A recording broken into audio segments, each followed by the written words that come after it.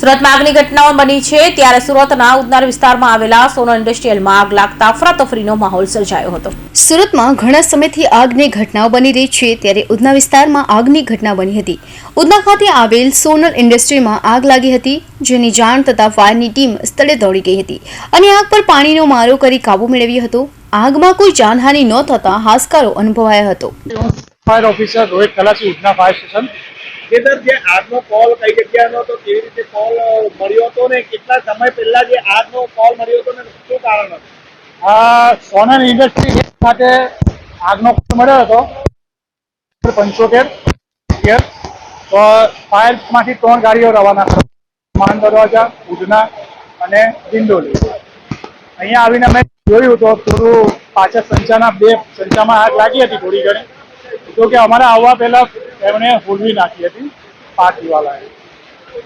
એ કોઈ આગ લાગવાનું કારણ શું જાણવા મળ્યું છે? ફાયર સેફ્ટી હતી, કોઈ જાનહાનિ થઈ કે શું નુકસાન થયું છે? કોઈ જાનહાનિ છે નથી, પણ પ્રાથમિક ટાવરમાં શોર્ટ સર્કિટ કહી શકાય અને ફાયર સેફ્ટીમાં તો એમની પાસે ફાયર એક્સટિંગ્વિશર 2 રાખ્યા હતા, એમનાથી જ એમણે જો કે આગ ભૂલવી છે।